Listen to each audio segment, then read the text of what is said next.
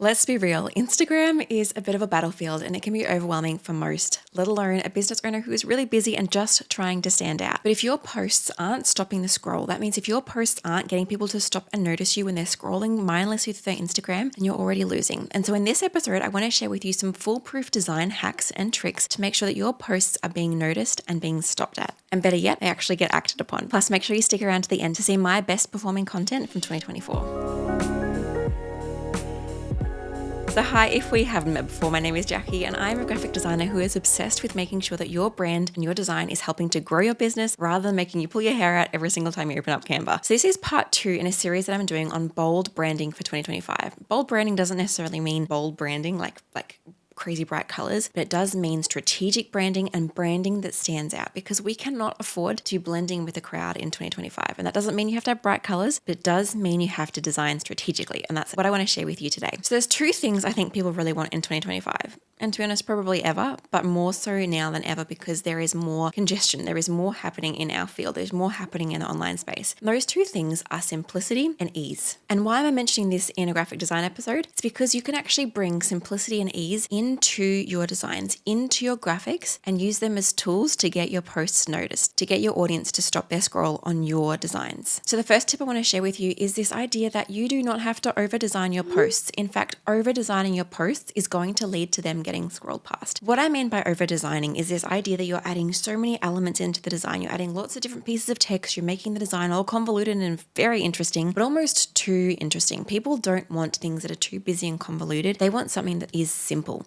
something that's easy to look at. And so with your designs, when you're jumping into Canva and you see like the really fancy, intricate template, or you're looking at your design, you're thinking, oh, it just looks a bit too bland. Chances are it's probably actually not too far off what's right. All you might need to do is add in a little bit of a texture or add in a little bit of a gradient in the background, and that will lift up the design to make it not boring and flat, but not overcomplicating it by adding in 1,000 different design elements. Now, if you've been following me for any period of time, you'll know that I love design elements. I think design elements, what I mean by that is like little graphics and little icons or imagery or illustrations that you can use as part of your branding to make your designs feel more unique to you. I highly recommend doing these, but not overdoing it and using these in a really strategic way. It's really hard to share on a podcast or like not giving you a full tutorial on this, but you can overcomplicate and overuse your elements so easily. So it's actually about the finessing of how you do that. I'm actually going to be uploading a tutorial the same week that this comes out. So if you're watching this after the fact, then you'll be able to see that straight away, where I'm talking about some Canva design hacks to making sure that your designs are scroll stopping. So I might share some of that in that video. And so next time you're looking at a design you're making in Canva, instead of adding lots of little elements in, think, how can I improve this design with simplicity at the forefront? And the next concept I want to share with you is what's going to do that. It's this idea of hierarchy. So hierarchy, if you haven't heard me speak to it before, it's the idea that you as the person designing your graphics can take your audience on a visual journey through what you want them to look at. I'll put a picture on the screen now of something that I often share to illustrate this point. If you're listening on the podcast, feel free to head to the blog post version of this to see that image. But it's this idea that we can use sizing, like really large text contrasted with really small text,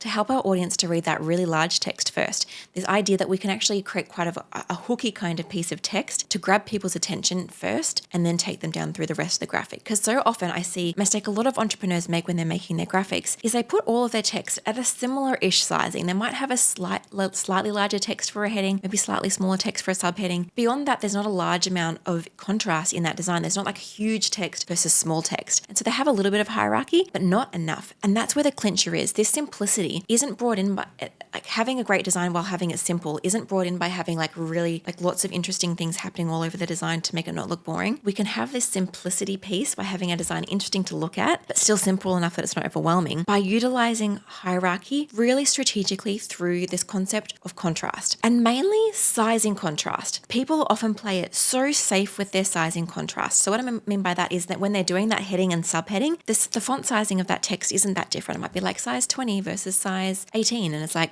cool, can't really tell the difference there. What you need to be doing is literally size 50 versus size 20. And so when you do that large, high level contrast of really large text versus really small text, your design becomes interesting just through the text. It's not getting overcomplicated with too many design elements. It's the text that's making this interesting. In doing it that way, that's how you can keep your design looking simple, but still having it not look boring and plain and amateur. Like, I cannot emphasize how much more professional your designs will look when you grasp this concept of having your design simple, or not having too many elements on it, and also not having too much text on it. Don't feel like you need to explain your whole life story in one Instagram post. If you've got a lot to share, spread it out over a few carousels on an Instagram post, or add that text to the caption, or spread the text out over multiple posts. You don't need to fit every single tip you've ever thought of into one post. And so doing those things of not having too many elements and not having too much text and utilizing that sizing contrast with your text, trust me, the difference it's going to make to the professionalism of your designs is huge, and it will play a huge role in the way that your designs stand out in that scroll, in the way that you're going to capture attention in that scroll, because now you've got huge text that's capturing attention. If you don't believe me, head to your Instagram explore page by pressing that little magnifying glass down the bottom and see what posts are performing well, because Instagram usually only shares posts that are doing well, that are getting momentum on that explore page. So you can begin to see what posts are actually performing well, and you notice a lot of them have huge text. They've got maybe one sentence or one phrase that's really large. They might have a subtext on that page, or they might just have that one big large piece of text, and then it goes on from there. Making sure when you do this though, you don't just throw out all of your branding with it. With that large text, make that large text in your brand font. Make that large text in your brand colors.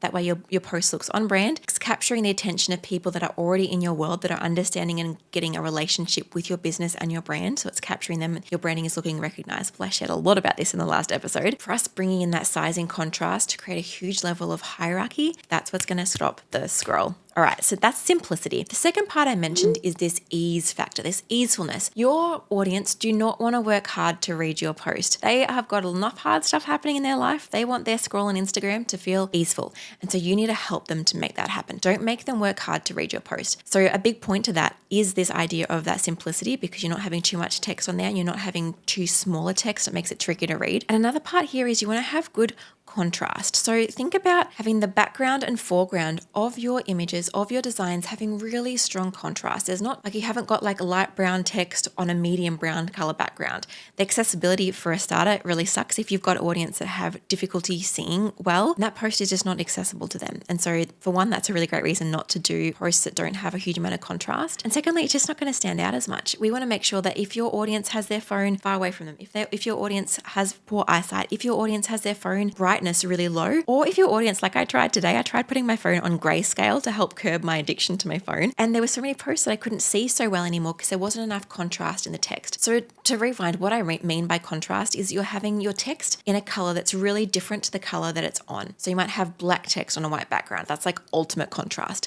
But you can even do this with your brand colors. Have a darker color of your brand color on a lighter color of your brand color, or vice versa. Don't have two medium tones of your branding colors that they haven't got much contrast between each other there, because it's just going to make your post difficult to read. So there's that easefulness factor there. There's also an easefulness factor in the sizing of your text. Like I mentioned before, having large text is really important, but don't make the rest of your text, say you've got a really bold, punchy hook that's really large. Don't make the next piece of text you're sharing there too small. Having fonts that are too small makes your fonts tricky to read, makes your text tricky to read, and means that people are less likely to engage and to read your content and to scroll past it because they're not going to work hard to read your text.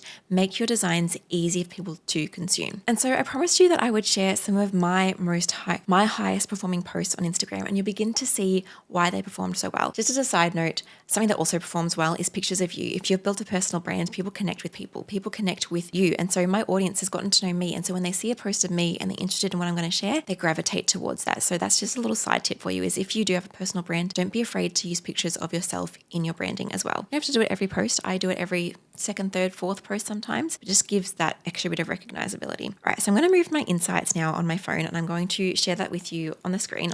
So I want to share with you now, as a bit of an insight, some of my highest performing posts on Instagram.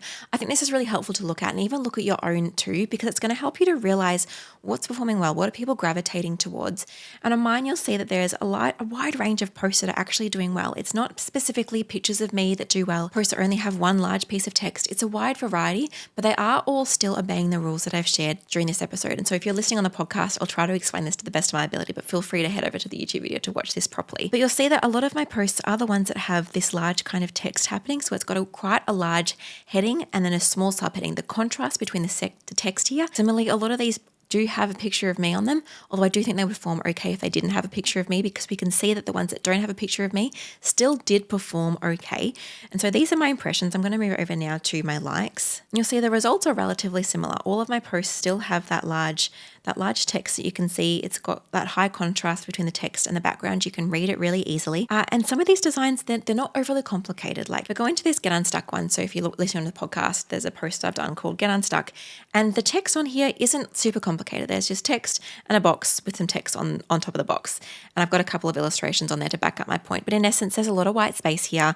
There's not a huge amount going on, but the design is simple to consume. It's really easy to consume. You just swipe through and you can read the content really easily. So think about your audience, think about where you're viewing the content and how they can actually just go through it really, really easily, not feel overwhelmed by too much text on each slide, not feel like there is too much going on, but really pushing into that simplicity and that easefulness, making things easy to consume, easy to stand out, easy to see from a grid, easier for people to see what you're sharing. And I think that is a clinch for what's going to work really, really well in 2025. And so I'd love you to have a look at your current Instagram grid and look at it through a critical lens, not of like I hate myself lens, but of what has Jacqui shared today? Am I using enough hierarchy? And am I using enough contrast in my sizing? Is there some really large text that's really standing out? Because that's a really big key. And is there enough contrast in my text that makes my designs easy to read, or is my text too small?